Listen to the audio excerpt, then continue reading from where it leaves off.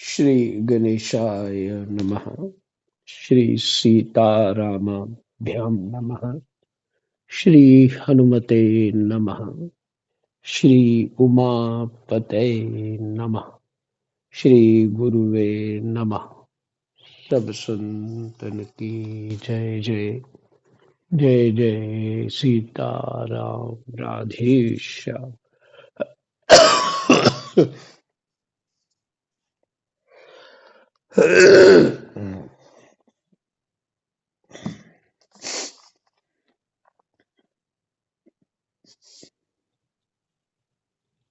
एकादश स्कंद 8वां अध्याय।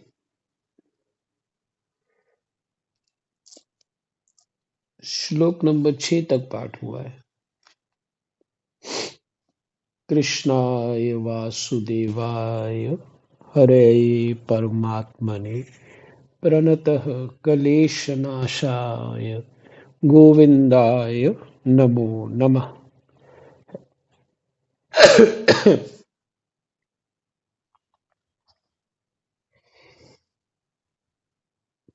तो इसमें पीछे आपने सुना अजगर की तरह जीवन, अर्थात जैसा भी जीवन चल रहा है वो अच्छा है। हाँ? ज्यादा ज्यादा लालसा करके कोई जीवन अच्छा नहीं हो जाना, बल्कि परेशानी खड़ी हो जाए। और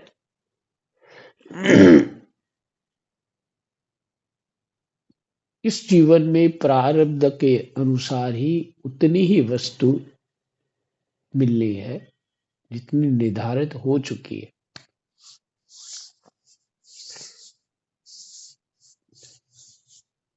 और फिर एक शब्द भी आता है, पुरुषार्थ।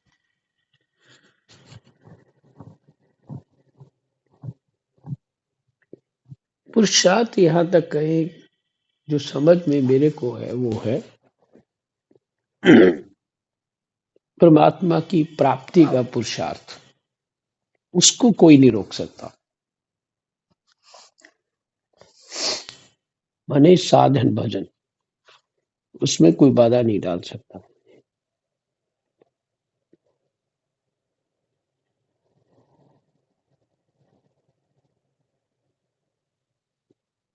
हम्म। पुनीत कार्य भीष्म पितामह ने भी बहुत किए, पर वानों की शैया पे सोना ही पड़ा। परीक्षित महाराज जी ने जो प्रश्न कर रहे, ये पूरा ज्ञान सुना और आत्मसात कर लिया है, पर सर्प फिर भी आया और उसने ढंक मारा। अर्थात जो होना है सो होना है।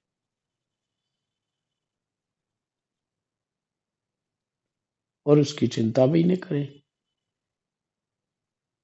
भय तो वहां है जब हम अपने आप को शरीर मान लेते हैं, अपने आप को आत्मा। धीरे धीरे आत्मा स्वीकार करे, शरीर भाव छोड़े। ओ बिना साधना और सत्संग स्वाध्याय के बिना ये नहीं हो पाएगा। बुद्धि शास्त्र में लगी रहेगी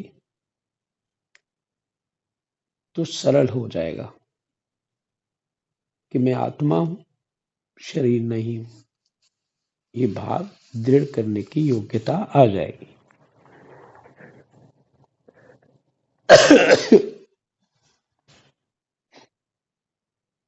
हाँ, यही पुरुषार्थ है। और जो धन संपत्ति के लिए पुरुषार्थ है,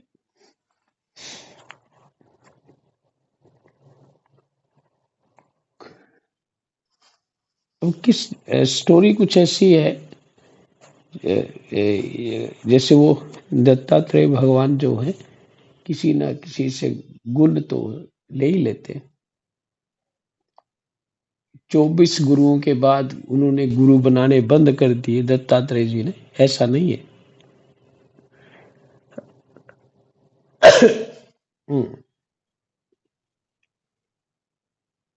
एक व्यक्ति है मेरे पड़ोस में रहते हैं, उनके खूब अच्छा धन और मान भी दोनों साथ है। कह रहे भजन करना है बस, और कुछ नहीं करना। मैंने कहा बहुत अच्छी बात है, सार बात है।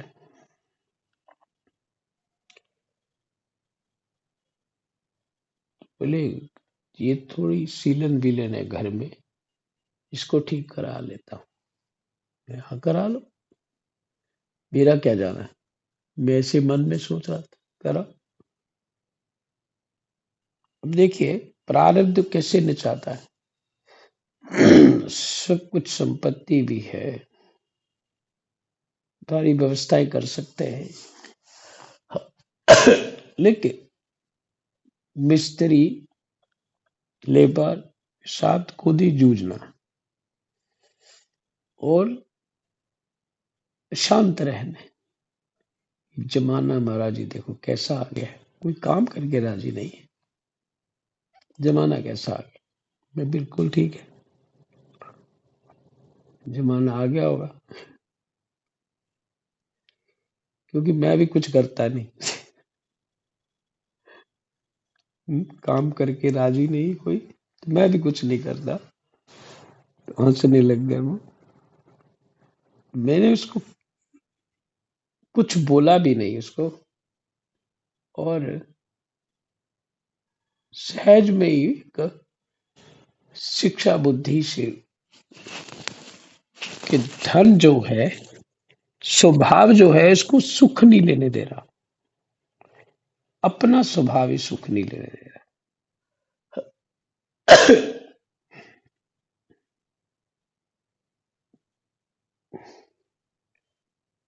वो 2-3 बार मोहल्ले में राधे राधे उसको ज्यादा कर दे तो घबरा जाता है आते जाते। कोई पैसे की डिमांड ना रख दे मेरे सामने, उधर मिलना ही छोड़ देता हूँ, छोड़ दे। तो तो ये स्वभाव हो गया ना, प्रकृति ने हमको स्वभाव दिया, हम सुख नहीं ले पाएंगे। हम्म? इस कारण से हमारे भीतर ही वो बैठा हुआ है, हमारा प्रारब्ध, हमारी सोच, हमारा स्वभाव। हमें सुख तो अपने स्वभाव को ठीक करने से होगा, अपने विचार करने से होगा, तभी शांति आ पाएगी।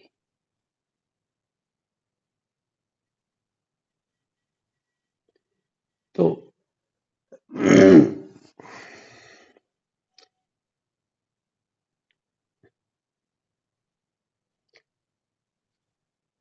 ना कि सारी वस्तुओं समेट के बैठ जाएंगे तो सुख आएगा, ऐसा कुछ नहीं होगा। तो हम लोग क्या पुरुषार्थ कर सकते हैं सुख के लिए? यही कर सकते हैं, धन इकट्ठा कर लेंगे, उसने कर रखा है। और ऐसी समस्या खड़ी हो जाती है, गीता जी के वाक्य है सब, उसको किसी पे विश्वास नहीं रहता। हाँ, जिसको विश्वास ही नहीं किसी प्राणी पे, संशय आत्मा विनाशति, ना जाने ये कोई मेरे पास क्यों आया, हो गया संशय, आत्मा विनाशति। उसके आत्मा का मन या मन का ही विनाश हो जाता है, आत्मा का कुछ विनाश नहीं होता। और जो संशय आत्मा नहीं है, वो दूसरा श्लोक है इसका, पूरा ये स्मरण नहीं आ रहा है।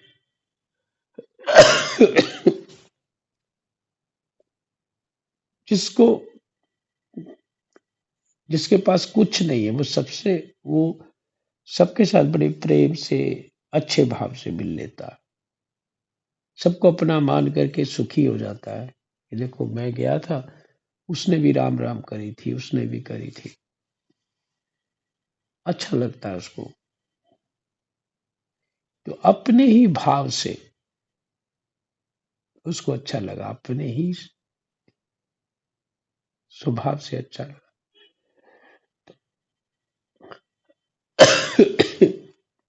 तो आत्मा का, मैंने या मन को लेके कही है आत्मा। राम, आत्मा का जो विनाश होना, मैंने मन का, भाव का, शांति का, ये विनाश हो जाता है। 15 अवगुण ले आता है अधिक धन, 15 अवगुण, जो सिर्फ नरक का ही कारण है और कुछ नहीं है। फिर धन से सुखी हो जाएंगे तो फिर सारे सुखी हो जाते हैं। तो पुरुषार्थ तो परमात्मा के भजन में, भजन ही है, बाकी कोई पुरुषार्थ नहीं। हाँ, स्कूल में बच्चों को जो पढ़ाया जाता है पुरुषार्थ करो, उसका अर्थ यही है, पढ़ो। किसी को काम के लिए पुरुषार्थ बोला दे तो काम करो, पुरुषार्थ कुछ करो, तो वो ठीक है, कर्तव्य कर्म करना ही चाहिए।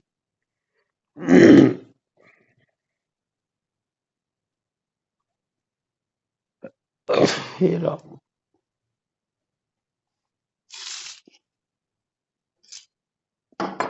थोड़ा गर्म पानी लीजिए।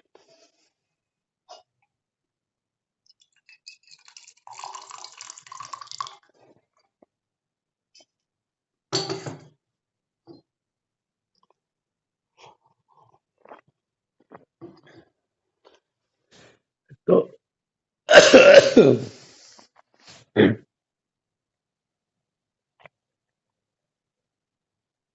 अच्छा, राम,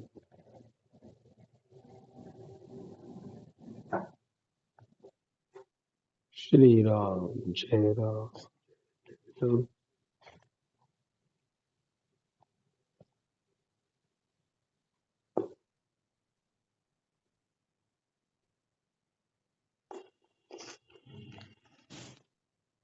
हम्म।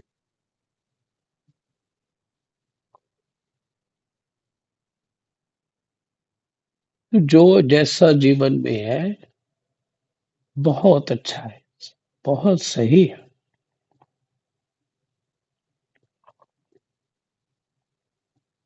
हम्म, ये अजगर से मिला ये उपदेश, और आपने समुद्र का उपदेश भी सुना, जिसमें किसी भी परिस्थिति में समुद्र गंभीर ही रहता है और प्रसन्न रहता है, शांत रहता है। चाहे कितनी नदियां गिरे उसमें, चाहे कितनी गर्मी हो, पर समुद्र वैसे का वैसा रहता है।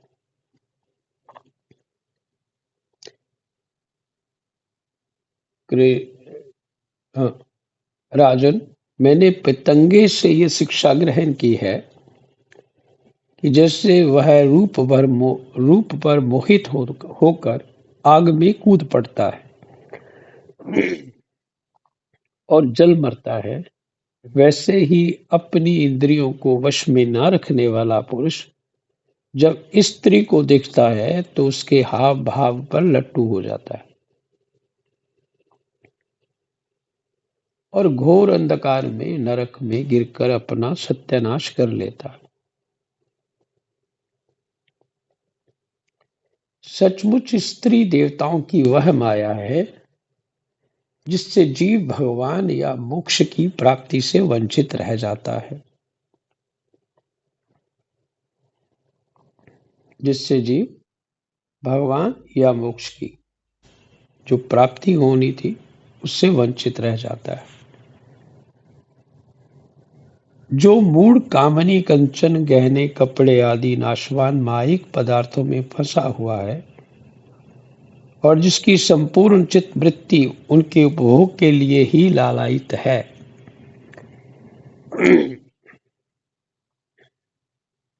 वह अपनी विवेक बुद्धि खोकर पतंगे के समान नष्ट हो जाता है।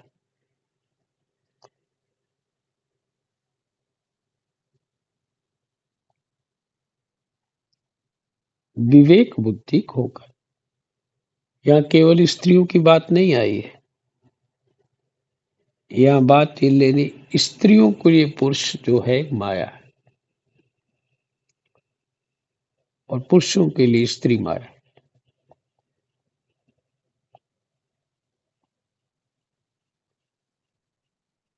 राजन, सन्यासी को चाहिए कि गृहस्थों को किसी प्रकार का कष्ट न देकर भोरे की तरह अपना जीवन निर्वाह करे।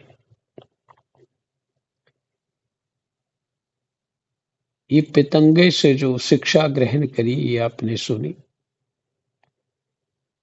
पितंगा जो है अग्नि पर मोहित हो जाता है और जल मरता है, और मनुष्य रूप पर मोहित हो जाता है और फिर मोहित होकर के उसमें आसक्त हो जाता है, फिर कुछ नहीं बचता।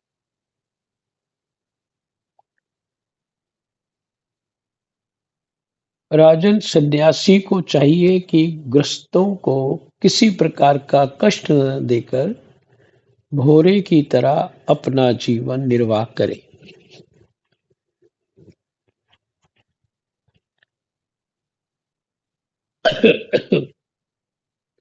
वह अपने शरीर के लिए उपयोगी रोटी के कुछ टुकड़े कई घरों से मांग ले।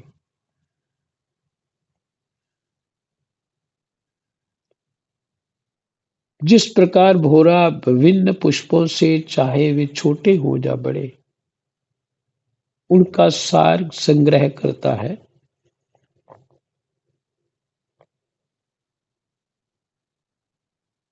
विभिन्न पुष्पों से,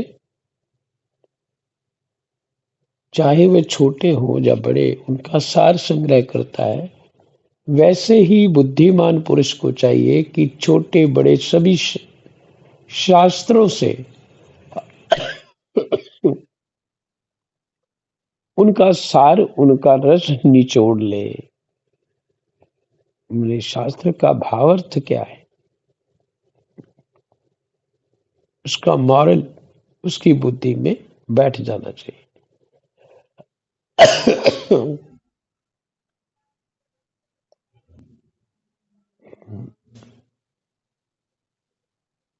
मैंने साधक को भोरे की तरह होना चाहिए, सन्यासी को।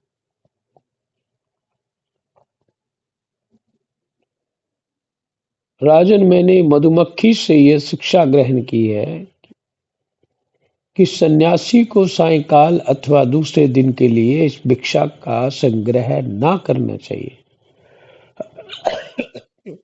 जितना मिल गया उतना ही ठीक है,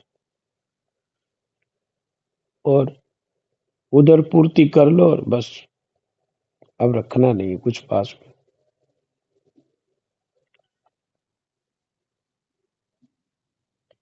उसके पास भिक्षा लेने को कोई पात्र हो तो केवल हाथ, रखने के लिए कोई बर्तन हो तो पेट, केवल पेट।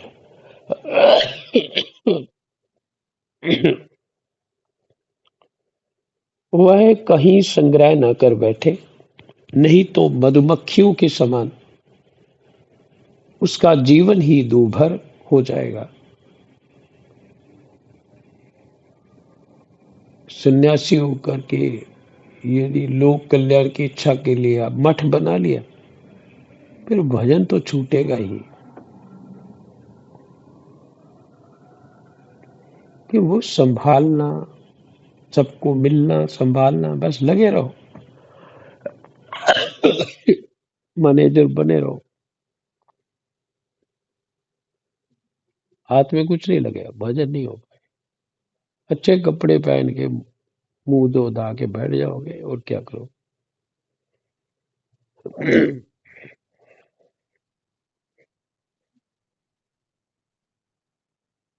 तो इसलिए वह कहीं संग्रह ना कर बैठे, नहीं तो मधुमक्खियों के समान उसका जीवन ही दूभर हो जाएगा। यह बात खूब समझ लेनी चाहिए कि सन्यासी सवेरे शाम के लिए किसी प्रकार का संग्रह न करे।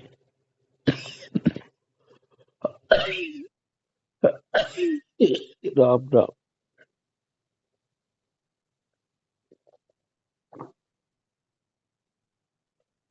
आप लोगों को मैं खांसी ज्यादा सुना रहा हूँ और पाठ कम सुना रहा हूँ। यह बात खूब समझ लेनी चाहिए कि सन्यासी सवेरे शाम के लिए किसी प्रकार का संग्रह ना करे। यदि संग्रह करेगा तो मधुमक्खियों के समान अपने संग्रह के साथ ही जीवन भी गंवा बैठे। मधुमक्खियों का क्या होता है? सन मरी जाती है या उड़ जाती है। सन्यासी का जीवन चला जाना क्या है? क्लेश मचेगा, जहाँ धन होगा वहां क्लेश मचेगा। उसका भजन जो थोड़ा बहुत बचा होगा वो भी चला जाएगा।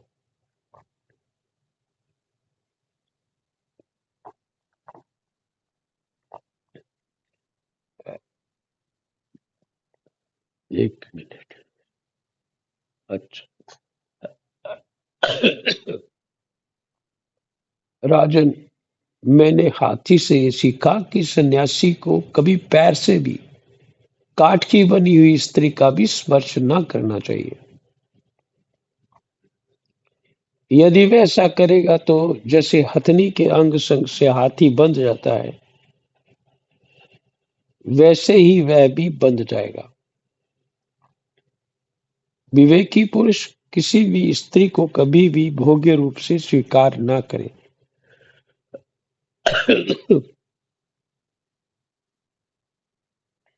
क्योंकि ये उसकी मूर्तिमती मृत्यु है।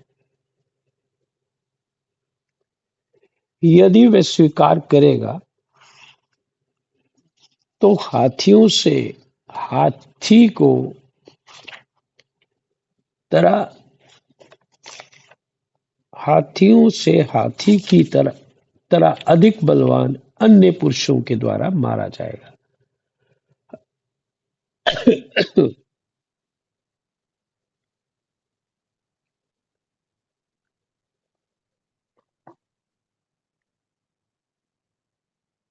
मैंने मधु निकालने वाले पुरुष से यह शिक्षा ग्रहण की है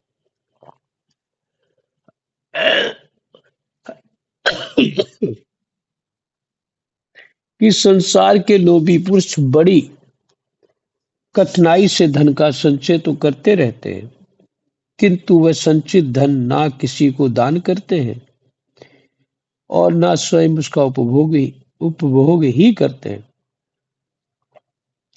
बस जैसे मधु निकालने वाला मधुमक्खियों द्वारा संचित रस को निकाल ले जाता है, वैसे ही उनके संचित धन को भी उसकी टोह रखने वाला कोई दूसरा पुरुष ही भोगता है।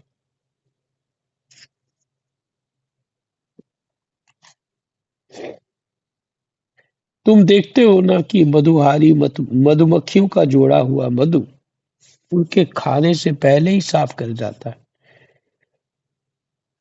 जो मधु निकालने वाला होता है उसको मधुहारी कहते हैं। मधु का हरण करने वाला। उनका संग्रह किया हुआ दूसरा कोई ले लेता। वैसे ही ग्रस्तों के बहुत कठिनाई से संचित किए हुए पदार्थों को, जिनसे वे सुख भोग की अभिलाषा रखते हैं, उनसे भी पहले सन्यासी और ब्रह्मचारी भोगते।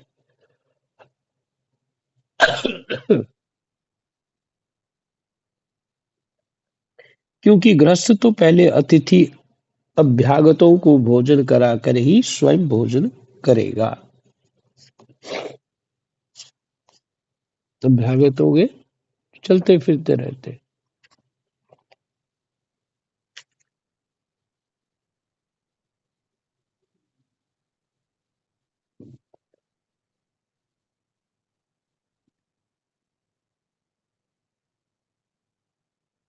मैंने हरिन से ये सीखा है कि वनवासी सन्यासी को कभी विषय संबंधी गीत नहीं सुनने चाहिए।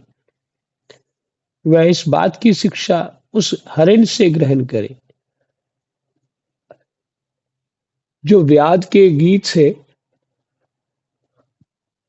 मोहित होकर बंध जाता है। तुम्हें इस बात का पता है कि हरिणी के गर्भ से पैदा हुए ऋषि श्रृंग मुनि स्त्रियों का विशेष संबंधी गाना बजाना नाचना आदि देखकर सुनकर उनके वश में हो गए थे और उनके हाथों की कठपुतली बन गए थे।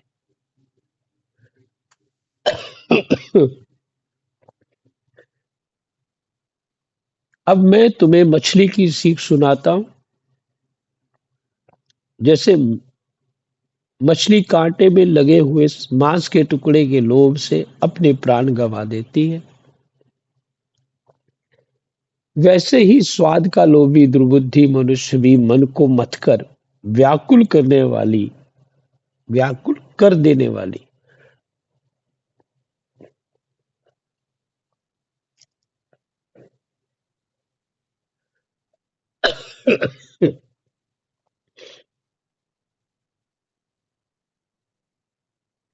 जीवा के वश में व्याकुल कर देने वाली जीवा के वश में हो जाता है और मारा जाता है। विवेकी पुरुष भोजन बंद करके दूसरी इंद्रियों पर जो बहुत शीघ्र विजय प्राप्त कर लेते हैं, परंतु इससे उनकी रसना इंद्रिय वश में नहीं होती। स्वाद खाने की इच्छा ही नहीं जाती। ऐसे जो मिला वो खा लिया, पर मन में बना ही रहता है।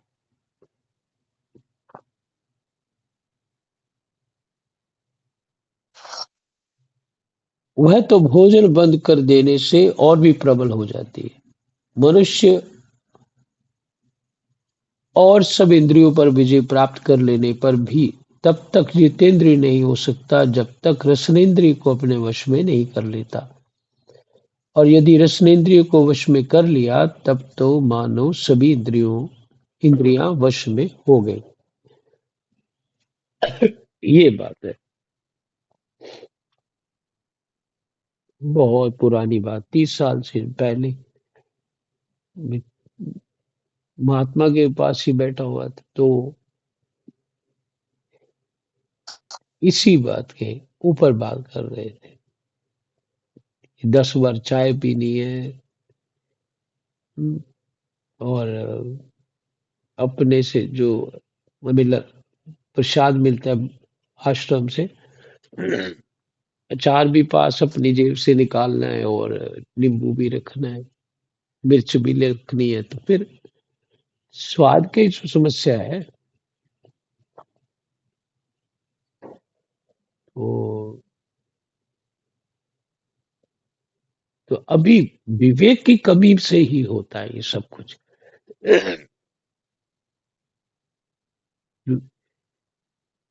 पर ये है कि संग के बिना कोई बात समझ नहीं आती।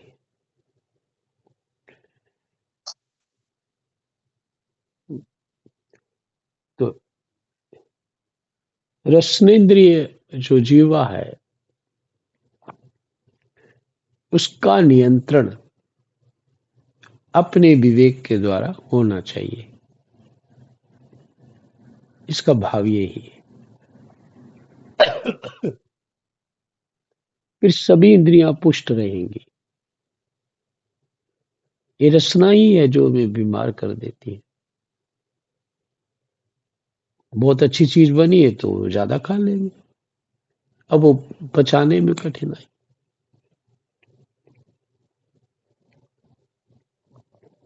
सभी भुक्तभोगी हैं इन सब से। तो मुख्य बात यही है कि अपने विवेक को साधन के लिए कैसे तैयार करना है, किससे क्या करना है, ये अपना विवेक सदा जागृत रहना चाहिए। जय जय सीताराम। राधे श्याम। कृष्णाय वासुदेवाय हरे परमात्मने प्रणतः क्लेशनाशाय गोविन्दाय नमो नमः।